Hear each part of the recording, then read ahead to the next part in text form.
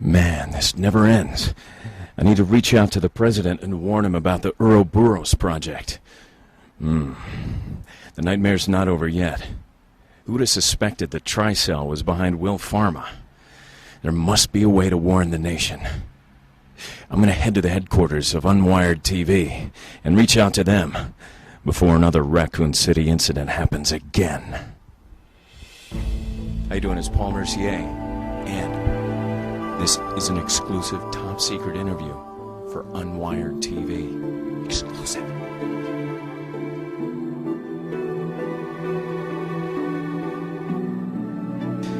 Like a lot of people that I know, actors primarily start in the theater because that's where you kind of create whatever you can imagine in an empty space, and the people, the audience, can see what you're imagining in this empty space as well. When I came out to Hollywood, I mean, I don't think anybody thinks, oh gee, I think I want to be a voice actor, although it has happened before. Me, I wanted to just, see what was out here, especially in feature film and TV. And when I started booking commercials and some animated shows, and all of a sudden video games were starting to really catch on, I was working with some really incredible people who were pioneers in the field. I mean, this is when we had, like 8-bit, files that you'd scream or something after falling down a well, and it'd be like, no, you know what? We have to make it shorter because we only have, 612 kilobytes for this file. And then to watch it develop and to watch the technology just sort of chase the imagination of some of these people that are working today, it's outrageous. That's why I'm looking forward to the future. It's better than looking backward to the future. What were you thinking?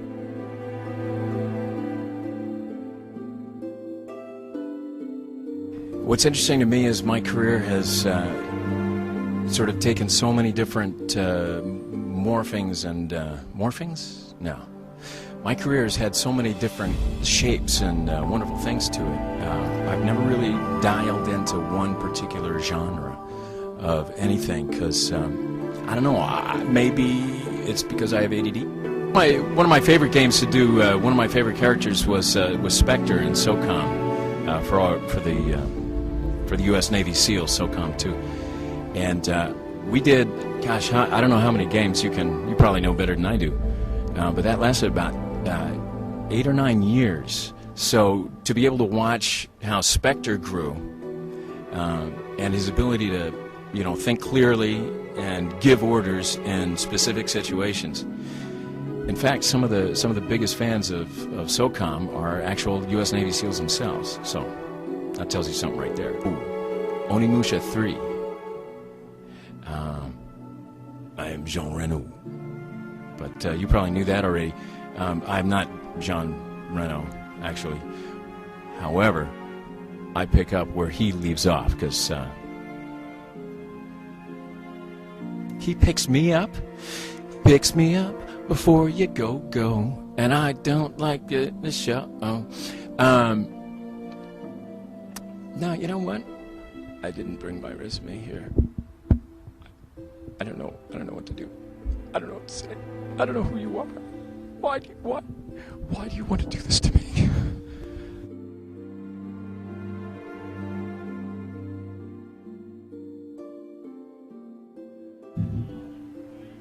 Well, you gotta get from you. My experience with Capcom is similar to this interview. I think that they've put you up to this. But basically, Chris Zimmerman was a casting director. Well, she still is, but she's really well known for her excellence in directing. I can't hold on much longer, so let me just tell you this right now. She was the original one who cast the demo for Resident Evil 4. So I came in and worked with Gordon Hunt, and we worked on all sorts of things because the virus was allegedly to take Leon over, and it was going to come out of his arm and whoosh, whip. His arm was going to turn into a 15-foot snake, and it was going to be so painful. There was nothing to be live through, and it would eventually kill Leon. But they didn't like that too much, so they like threw it out. But they kept me. So I'm like, okay, cool. When's the next gig?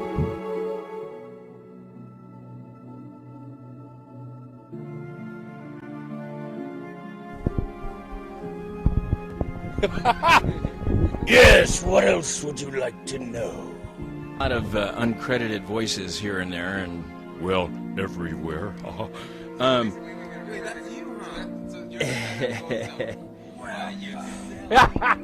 What are you buying? That's you. Welcome. What are you selling? What are you buying? Is that it? I can't even remember.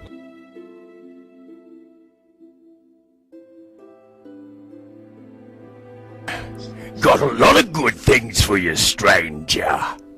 What are you selling? What are you buying? What are you buying? Not enough cash.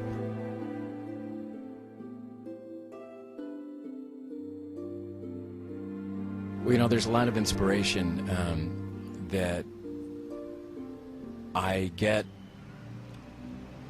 Oh my God, I didn't know you were going to come so close to me. We just met. But if you really want to know, the inspiration to carry on is pretty much my family.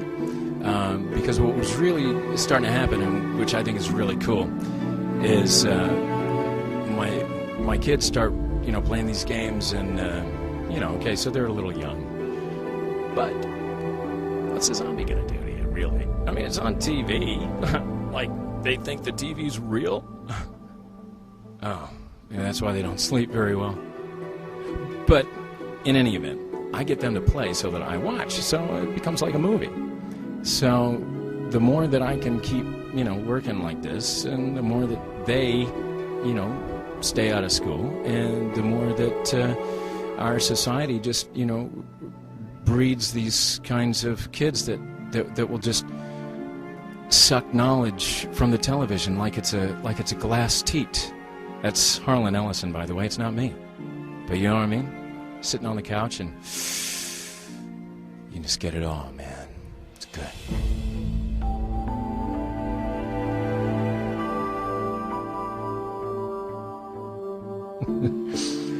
Allison, this one's for you, and Karen too. We had such a great time working together because we were never in the same room, were we? You know, what's fun about doing animation for television in a lot of situations is, you know, you're there with the whole cast. So oftentimes it's really difficult to get through the script because everybody's just there to make each other laugh, and it's very serious business because, you know, you got to take your comedy seriously, otherwise it's not funny. But you understand that. When you're doing a video game, though, you're pretty much in the dark by yourself. So you thought that I was kidding. But all that time that you spend alone in the dark is going to pay off one day, pal, let me tell you. Not.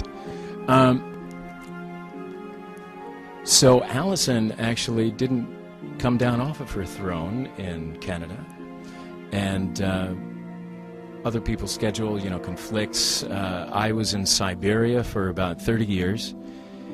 And after 5 years of rehabilitation, I was actually able to, you know, come out into the sunlight again, but it still hurts me. But at least my skin color has, you know, started to come back a little bit. I was still a little green, but we put all these things together in post-production, or what we do with Allison, for instance, or if somebody else can't make a session, we can do it via ISDN or Source Connect, which is over the internet, because that's a really cool thing that's recently developed. I've just heard about it. You can actually get files from somebody else's computer who's miles away from you, even from Australia.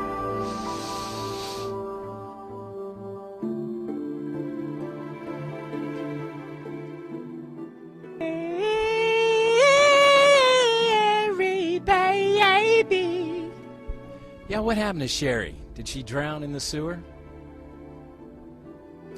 Is she a sex slave in an underground, undisclosed location? Wouldn't you like to know? No, she's not.